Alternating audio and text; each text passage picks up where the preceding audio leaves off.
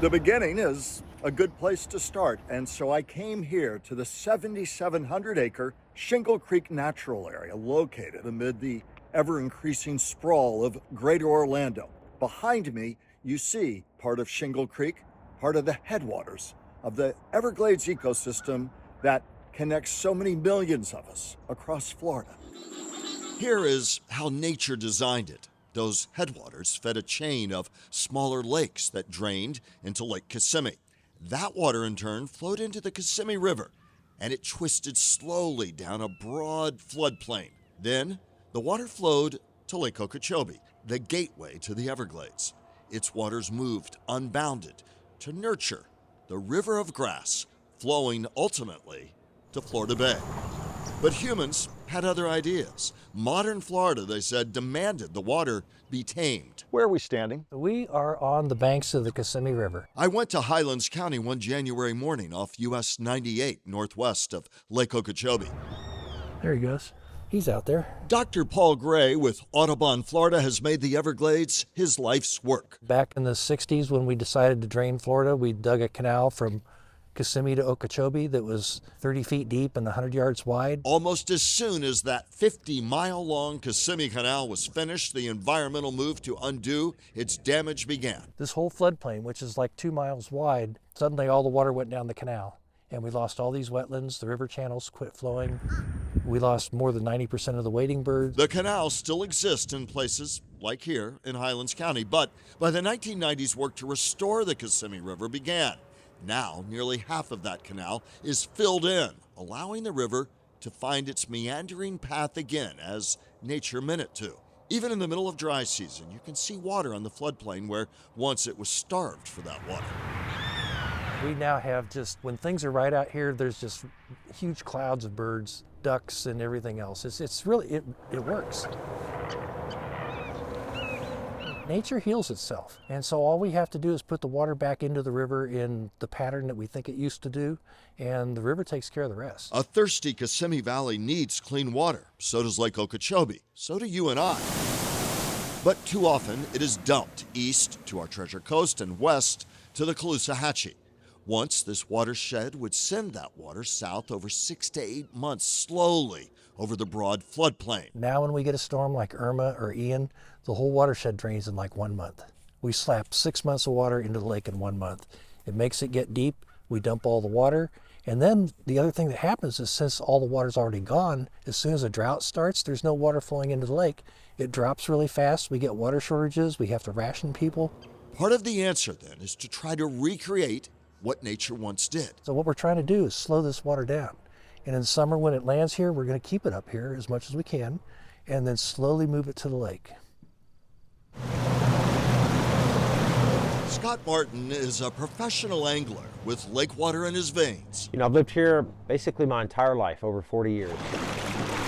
This is just the remnants of it now. And big concerns on his mind. It's the worst I've seen it in regards to the amount of habitat. Martin says submerged and above surface vegetation once covered up to 70,000 acres of Lake Okeechobee. Now it's virtually gone. The mass depletion of vegetation has been the mismanagement of the water levels being kept too high for too long. High water means less sunlight reaching the vegetation, and that means stunted growth. Martin heads AFLO, anglers for Lake Okeechobee. They and many others here are upset about fish hatcheries lost as vegetation has disappeared, about the waterfowl gone, about the pollution run amok. Just like a swimming pool at your house, if you lose the swimming pool filter, your water's going to muddy up, and you're never going to clean your pool until you put your filter back in. And as you well know, too much water flushed from the lake to our coast has too often been disastrous, with huge algal blooms, often toxic ones, over the years. Where do we find the balance? Well, we have to start over at least and get the lake back to a level that can regenerate itself. The range that's the most healthy for Lake Okeechobee, I believe, is anywhere between 11 feet up to 15 being your max. We can also absorb 16 and 17 foot lakes for short periods of time like we have over the years. Environmentalists say reaching that goal means storing more water north of the big lake. Well, if we can get this 1 million acres of storage up here, instead of going to 17, we go to 15. Dr. Paul Gray is an Everglades expert It's just beautiful. with Audubon, Florida. And then during the dry season, we still have water up here that's slowly flowing into the lake, and it doesn't drop too low. So again, we're just trying to smooth out this extreme pattern that we created with drainage. That is the long-range plan, a reservoir north of the lake and water flowing down a broad, revitalized Kissimmee River floodplain.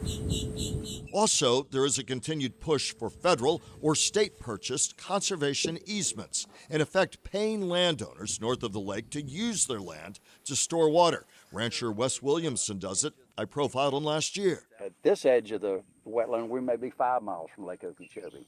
And so it's important to kind of just retain, slow up the water here, store the water here. Store water here for a time, then release it slowly. And a lot of ranch and farm fertilizer runoff can be absorbed by plant life rather than deluging the lake and triggering algal blooms. And more stable lake levels could mean far less need to dump water to our coastal estuaries. For the people at the coast watching this, we fix this lake and we get this lake back with 50, 60, 70,000 acres of vegetation in this lake at all times. We're going to clean the water. So that means when they do send water east and west or south, it's going to be cleaner water. Cautious optimism for an outdoorsman in his home. I hope the governor cares about this lake because, again, these are real families with real communities. You know, we have a legacy over here. This is our way of life, and we depend on this lake to survive. This is our home. Mark Perry has spent his adult life trying to protect the waters of the St. Lucie River estuary that he played in, fished in, and explored as a boy. That's Mark on the left with his brother in 1960, and there they are again, Mark on the right, in 1980. When you were a boy, you born and raised here, what did this water look like? This water was clear. It was a little brown in color because as you go upstream and the tannins from the roots of the mangroves and others, but it's clear. You could see bottom. It was a treasure. Before the man-made canals routinely dumped water here from a swollen Lake Okeechobee. Oysters and seagrass beds create habitat for these estuaries to provide for over 300-400 different animal species like crabs and shrimp and game fish like snook, trout, tarpon, snapper. All of that diminished because safety worries for the Big Lake's huge dike or environmental worries about keeping too much water in Lake Okeechobee routinely have triggered water releases east and west, too often and sometimes catastrophically, with major toxic algae blooms the result. The Treasure Coast has suffered so greatly over the years when the lock gates open wide. And we're killing all of it. We're killing this estuary by dumping all of this polluted water into this system. Polluted water that upsets the balance for an estuary and Indian River Lagoon needing a mix between fresh water and salt water to survive. The chilly January day I sat with Mark Perry, the Army Corps of Engineers, was releasing water again. So they realize they have to get the lake down to 12.5 feet. Only way to get there is they have to release water out. And we're telling them, well, that's fine, but you need to be putting it south to the Everglades that needs it right now. I was south of the Big Lake a few summers ago as explosives sounded the first effort to build a reservoir south of the lake. The goal to hold that water, send it through filtering marshes, and then to a parched Everglades. But completion of the project is still years away. What else are we killing if we kill this estuary? We're killing the life that thrives around it. All these waterfront property owners, all these boaters, fishermen, people that move here to this part of Florida to enjoy this waterway, enjoy the estuaries. And it's not just about nature for nature's sake. The water you count on every day to drink, the water that feeds thirsty crops, relies on a steady flow of clean water down the Florida Peninsula. Our water supplies are threatened by all of this runoff and pollution that we're putting onto the land surface that gets down into our water supply. Wisdom and warning from a lifetime of advocacy. Our existence depends on the health of this environment, the diversity of our environment. And if we just kind of let it go to hell, so to say, and we just keep polluting it and don't worry about it, it's going to go to hell faster and faster and faster. Dr. Jerry Lorenz is retiring too, though the Audubon, Florida research director will still live near his beloved Florida Bay. It's been wounded, but it's got plenty of life left in it, and getting that restored, Everglades restoration, make this bay as healthy as it can be. 90% of Florida Bay is in Everglades National Park. Over 36 years, Dr. Lorenz has seen all of it. When I started Florida Bay was essentially dead. We had fish kills, all the seagrass had died off. We had anoxic episodes where there's no oxygen in the water Because because of the salt content in Florida Bay was too high. Florida Bay needs just the right mix of freshwater and saltwater for birds, manatees, sea turtles, seagrass, and much more to thrive. Dr. Lorenz and environmentalists pleaded that case to water managers for years. Compared to the state of the bay when I arrived in 1989, water management practices, it's a concerted effort, both federally and state, to get water into this bay, and that has really helped. More consistent water flow from the Everglades south into Florida Bay marks the ongoing attempt to recreate a natural water flow so drastically altered by man-made flood control. I watched things get worse for the first decade I was here, and for the last two and a half decades, I've watched it slowly improve. Dr. Lorenz quickly adds there is a long way to go, and Florida Bay faces problems on many fronts. I documented this in the last 20 years